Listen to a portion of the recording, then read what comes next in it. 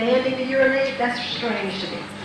You know, having to put all of that was very strange, and I felt very inadequate for a real reason. Of course, I knew the technical aspect. Of course, I knew the theory. But what does that have to do with all the social, sexual implications as to why they're really ill when it says right there that disease starts in intellectual processing, half of which I can never know. All I can do is just be a walking book and just, blurt out what they tell me in the book and listen to all the men and try to put together a picture based on all their experiences as to what's going on with you. But my own intuitiveness, etc., no, not this lifetime, I can't do that. So why would I rob you of the high quality care that you should have? Which means that I need not be standing here and somebody else who really wants to be here that has all of the capacity to be here needs to be here. And I need to be where I should be. So you understand what I'm saying? And I'm just saying that it has to be looked at very clearly. I have met men that are technically very competent as far as gynecology goes. And they have been smart enough that when it comes to treatment and counseling, that they surround themselves completely with women. Okay, so the women do all the counseling, they do all the instruction, etc., which is appropriate. But most male gynecologists are so arrogant that they will not do that, which means that this is why gynecology is the most backwardly practiced specialty of medicine at this point in time, because they are not willing to deal with nutritional issues, all different type of unique therapies, etc., which means that it's very dangerous because they are messing with the gateway to this dimension. Okay? Yes, Elsa? I was to say, the word individual, the inner division, the duality, masculine and feminine, is there. So every time I say I'm an individual, that's all in there. But we need to know where the origin is. The origin is female, feminine. It's a simple thing. Women with balls. That's a social thing. Because I have big problems, personally, because I know my friend here, martial artists have been very violent in our formative years as a mode of survival, so we believe. Yeah?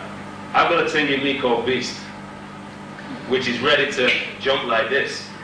But when I'm confronted with, in a certain way, a mode about someone gets in my face, I'm having to go, right. Yes? But I meet certain sisters now who got balls.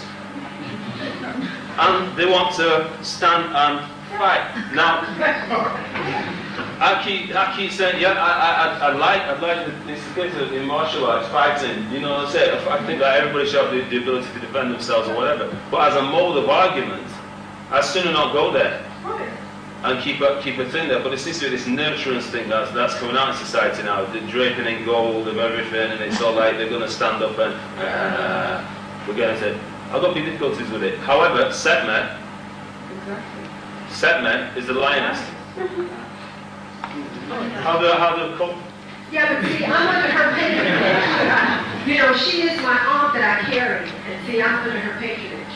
Okay, and as I said, there's the male and female, the yin and yang aspect of everything, and the virility here of vitality, which is the lioness aspect, also has to flow as the god essence of Beth, the cat. Do you understand what I'm saying? And truly carrying this kind of duality, this kind of energy, has been extremely challenging for me to master this lifetime. Because, when segment comes out, if I'm not very clear about proper circumstances for that, I always finish the circumstance, okay? Which was not the intent, it becomes very destructive. And this is part of what I've had to really recognize and really begun to master what the real feminine essence is about how to channel this vitality. So, this is untamed vitality, or untamed energy, literally. And Bess is my best teacher in how to be able, just like you said, to maintain your beast, etc., to how to channel that, how to be able to get done what needs to be done, but be as quiet as a cat and be as gentle as a kitten in being able to get it done. So I'm saying that that's a real big imbalance that the African woman has taken on, partly because of her diet. She eats way too much protein that actually generates way too much male and androgens, okay, that really increase her testosterone level. So that is a hormonal-driven psychology that needs to be corrected. And then secondly, she also comes to the experience without having exemplification of the feminine. How does a woman actually handle the circumstance, etc.? And so I'm saying that this is part of why women coming together again and studying themselves and going within to understand and get the original instruction. And if I may mention, I think Queen Afua is really a quote, queen unquote, in helping women to regain a feminine model for how to handle their problems, especially with her latest book, Sacred Woman.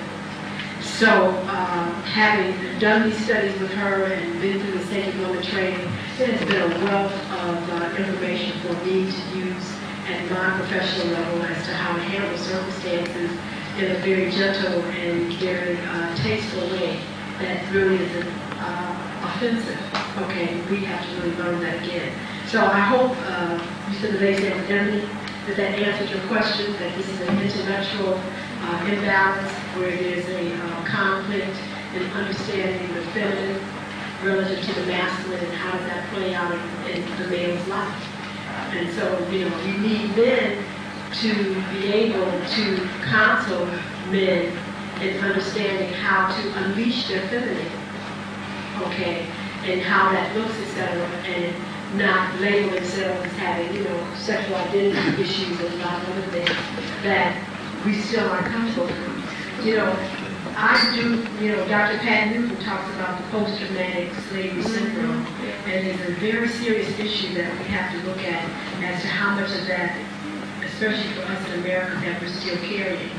And with the promiscuity that was forced upon African men to breed, okay, with the continuous, you know, rapes and incestual relationships that African American women were forced to have in America, there has to be a whole revamping of the entire structure of sexuality and a whole new standard set. Do you understand? So there's a lot of things going on.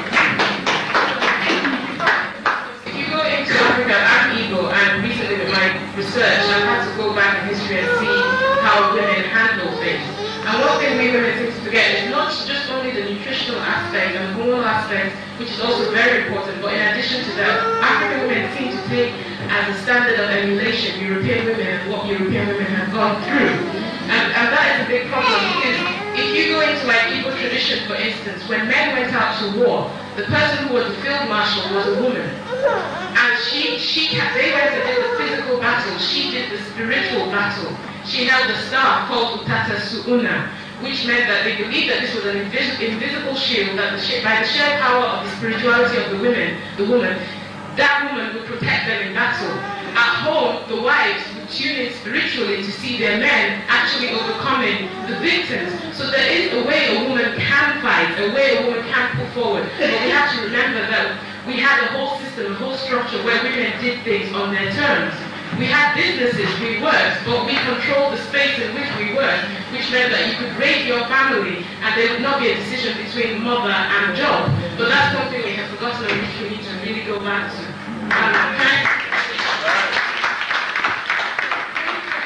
Let me just comment on that, see, these are the things that I'm talking about that we have to retrieve again. You know, I had a wonderful story shared with me by a gentleman.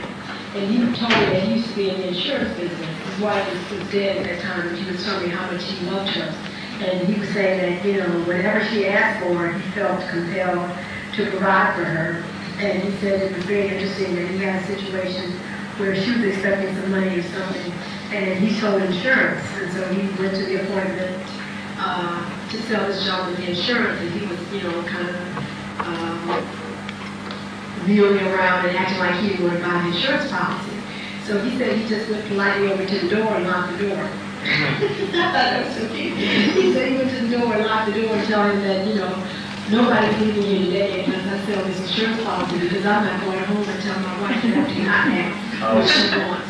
And I was like, okay, but they worked it out. He said that they worked it out. He said that when they opened it up, he had money and the man had the insurance that he wanted.